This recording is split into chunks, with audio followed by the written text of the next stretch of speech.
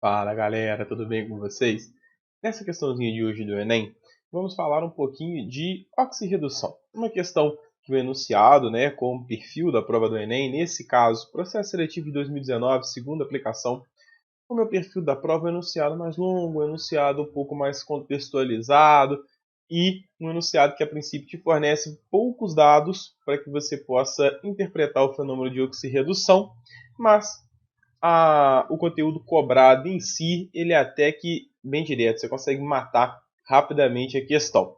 E se oxirredução é um conteúdo que você gosta e quer praticar mais, ou se oxirredução é um conteúdo que é problemático para você, não deixe de curtir, dá uma olhadinha nas outras playlists, não? Principalmente o PISM 3 e também os exercícios que eu tenho de vestibular feito aqui no canal. Por quê? Os exercícios do PISM 3 e o de vestibular, das fases mais antigas aqui do FJF, eles tratam muito de oxirredução. O FJF gosta muito desse tema e eu faço bastante exercícios com esse perfil. Vale a pena você dar uma conferida se é um tema que te atrai. Por mais que o perfil da questão não seja o mesmo, é sempre legal praticar o conteúdo. Então, fica aqui para poder acompanhar esse exercício do Enem, para a gente falar de oxirredução, porque é química, você sabe. Vem comigo, depois da vinheta.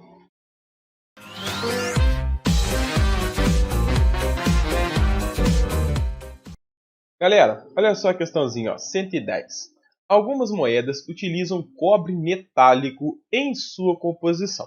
Esse metal, ao ser exposto ao ar úmido na presença de CO2, sofre oxidação, formando o zinabre, um carbonato básico de fórmula cobre 2 OH2CO3, que é tóxico ao homem e, portanto, caracteriza-se como um poluente do meio ambiente. Com o objetivo de reduzir a contaminação com o zinabre, diminuir o custo de fabricação e aumentar a durabilidade das moedas, é comum utilizar ligas metálicas da associação do cobre com outro elemento metálico. A propriedade que o metal associado ao cobre deve apresentar para impedir a formação de zinabre nas moedas é em relação ao cobre. Então, galera, olha só o que ele está falando com a gente. Ele não deu a equação como um todo. Ele até falou para a gente que nós temos o cobre metálico. Se está falando de cobre metálico, está falando do cobre sólido zero. Ele diz que esse metal, quando exposto ao ar úmido, na presença de CO2, ele vai formar para a gente um carbonato básico de fórmula cobre 2 OH2CO3. Ok, ele não te deu a reação. Você pode até tentar montar a reação, pensar, então colocar aqui, já que é o ar, então eu vou ter oxigênio, vou ter água, vou ter CO2, vou tentar balancear, vou tentar montar a minha equação aqui. Só que a gente consegue meio que pular essa parte e ir para o que interessa. Esse é um macetinho para você fazer essa questão. Por quê? Como que você pode fazer ela? Ele está falando para você que tem o cobre, esse cobre metálico, ele tem carga zero, e ao final desse processo, depois que ele sofre essa reação, ele vai mudar a carga dele. Ele vai passar a cobre 2 mais. Como é que eu sei disso? O carbonato, que é o CO3, ele vem do ácido carbônico. E quando ionizar, nós vamos ter 2H+, mais CO3, 2-. Então, esse cara todo aqui vale 2-. A hidroxila, a gente sabe que vale -1.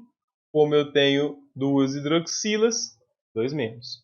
Ou seja, eu tenho uma carga total negativa de 4-. Para que esse composto permaneça neutro, mais 4. Como eu tenho 2 cobres, cada cobre está valendo mais 2. Então, calculei o NOx para a gente ali, nessa espécie. E eu estou vendo que o cobre está saindo de 0 para 2 mais. Então, nesse processo, o cobre está sofrendo uma oxidação. O fenômeno que nós não queremos, então o que queremos impedir aqui é o fenômeno de oxidação do cobre. E é aí que entra a noção de oxirredução e é aí que entra esse tema. Por quê? A gente está falando aqui de uma corrosão, estamos falando da oxidação do cobre. E como nós devemos impedir isso? Com a utilização de ligas metálicas, associando outro elemento metálico no lugar do cobre. Esse outro elemento, pessoal, é o chamado metal de sacrifício. Metal de sacrifício. E o nome diz sacrifício, ele tem que ir primeiro do que o cobre. O metal de sacrifício ele tem que sofrer oxidação antes do cobre. Então, quando esse outro metal tiver em contato com o cobre, tiver na condição de ar, umidade e CO2, ele tem que oxidar primeiro do que o cobre. Para isso que a gente tem essa associação com outro metal, para que a gente tenha o chamado metal de sacrifício. Por isso, no início do vídeo, eu sugeri para você dar uma olhadinha nas questões do PISM 3 e do vestibular que tem gravado aqui no canal. Só sei lá, tem playlist do PISM 3, porque lá tem exercícios que eu discuto isso melhor, porque o foco é discutir corrosão com potenciais de redução. Dá para esticar isso muito mais em detalhes do que aqui. Aqui a questão ela está dando pouco detalhe para que eu possa aprofundar. Então, se é um tema que você gosta ou que você tem dificuldade, não deixe de conferir. Tenho certeza que vai te ajudar muito esses conteúdos. Então, qual é a ideia? Eu procurar associar ao cobre um metal que oxide primeiro. E aí, como é que eu determino isso? As espécies, elas são organizadas através do seu potencial padrão de redução. Esse potencial padrão de redução, ele diz para a gente a força, entre aspas, aí, a vontade que um elemento tem de ganhar elétrons. Então, se eu estiver comparando dois elementos, aquele que tiver o maior potencial de redução, reduz. Ele fica com os elétrons. Consequentemente, o outro tem que oxidar. Oxirredução, existe simultaneamente oxidação e redução. Elas estão sempre juntos. Então, o elemento que eu quero, eu vou comparar o seu potencial de redução com o cobre, de maneira que o potencial de redução, então vou colocar aqui, o potencial de redução do cobre, ele tem que ser maior que o potencial de redução do outro metal, porque assim, num processo de oxirredução, o cobre de fato reduz, ou seja, ele não oxida, e o metal de sacrifício, o outro metal, oxida. Consequência disso, o outro metal sofre corrosão e o seu cobre permanece como cobre zero. Por quê? Porque ele não oxidou, porque ele não perdeu elétrons. O outro metal foi na frente. E o que acontece com a minha reação aqui de formação de zinabre? Eu paro ela, porque o cobre não está sendo oxidado, o metal de sacrifício está sendo oxidado na frente dele. Então, um exemplo para a gente discutir metal de sacrifício, discutir a ideia de potencial de redução, fenômenos de oxirredução. Preciso procurar, então, a propriedade que o metal associado ao cobre deve apresentar para impedir a formação do zinabre nas moedas é, em relação ao cobre, maior caráter ácido. Não faz sentido a gente discutir maior caráter ácido. Eu sei que ele jogou para ver se pega você quando ele diz que forma um carbonato básico. Eu não quero tentar neutralizar esse carbonato básico. O meu problema não é neutralizar esse cara. O meu problema é evitar a sua formação.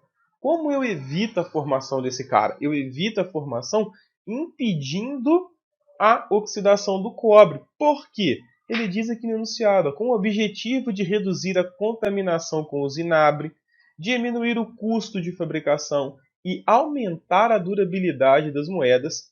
Se a ideia fosse colocar alguma coisa ácida para consumir o zinabre, você até resolveria parte do problema. Você não lançaria tanto zinabre assim, só que a sua moeda continuaria sofrendo a oxidação do mesmo jeito, você não aumentaria a durabilidade dela. Então o ponto aqui não é neutralizar esse carbonato básico é não formar ele, e você não forma ele, impedindo a oxidação do cobre. Então a letra A está errada. Maior número de oxidação. O maior número de oxidação não tem a ver com oxidar primeiro ou não, tem a ver com a quantidade de elétrons que ele pode perder, e não há esse vínculo com a quantidade de elétrons, perde 2, perde 3, então oxida primeiro. Não tem a ver com o potencial padrão de redução. Como eu disse, aqui ele não deu sugestões, ele não deu potenciais de redução para a gente analisar. Então a gente tem que fazer o jogo da questão, igual eu fiz aqui. Eu não coloquei a equação balanceada, não coloquei as outras espécies. Por quê? Você tomaria muito tempo se eu ficar tentando escrever essa equação balanceada, supondo que é água, oxigênio e dióxido de carbono, que não há necessidade. E não é nem temos um tempo curto, a gente tem que jogar com a questão mesmo. Então não tem a ver com maior potencial. O outro elemento que vai estar associado com o cobre tem que ter menor potencial de redução. Verdadeiro. Por quê? Porque se o outro elemento tiver menor potencial de redução do que o do cobre, ele oxida primeiro. O que acontece com o cobre? Reduz. Então eu impeço a oxidação do cobre no momento em que o outro elemento possui um potencial de redução menor. Letra C. Letra D. Menor capacidade de reação. Se você colocar um outro elemento que não reage, ele não vai impedir a oxidação do cobre. E aí você continua tendo o mesmo problema. O cobre continua oxidando e o outro elemento tem menor capacidade de reação. Apesar dele não ter dado qual é o critério de menor capacidade de reação, então o que me resta é assumir essa interpretação. Menor número de elétrons na camada de valência. De novo, pessoal, a mesma ideia do número de oxidação. A gente não tem esse vínculo de menor número na camada de elétrons com o potencial de redução. O critério que nós temos que olhar é o potencial de redução. É claro que os elementos no extremo da tabela periódica, por exemplo, se você for olhar para a parte dos metais alcalinos, que tem um elétron só na camada de valência, eles são muito reativos, porque eles querem logo perder esse elétron e atingir a configuração de um gás nobre. Mas não é esse o critério que nós olhamos. Nós olhamos o potencial padrão de redução. É com esse valor, com essa propriedade aí, que nós conseguimos identificar quem oxida e quem reduz primeiro. Então, eu até entendo que poderia ser analogia com essa questão do número de elétrons na camada de valência, mas não é assim que nós analisamos. A gente sempre usa essas interpretações baseadas no potencial padrão de redução. Então, tentei lembrar com você um pouquinho dessa ideia do metal de sacrifício. Tentei te mostrar que às vezes você tem que jogar com a questão, e foi o que eu fiz com a equação. Não deixe de sugerir que você olhe as questões do PISM 3, porque aí tem mais detalhe. A gente discute isso melhor lá, ajuda a compreender muito mais fácil esse exercício. No mais, quero te falar que no meu Instagram, provavelmente vou deixar aqui em cima, eu realizo um trabalho em paralelo, um trabalho em que eu lanço mapas mentais e lanço os resumos dos conteúdos. Vale muito a pena você conferir. E aí eu vou te pedir o que todo mundo pede, né? Curte esse vídeo, comenta, me segue lá no Instagram, manda direct, dê sugestões, pede algum tema, pede alguma questão, porque as redes sociais entendem que quando você interage comigo é porque o conteúdo é legal e divulga isso para mais gente. Beleza? Espero ter te ajudado, espero conseguir sanar suas dúvidas com esse exercício aqui. Muito obrigado, bons estudos e valeu!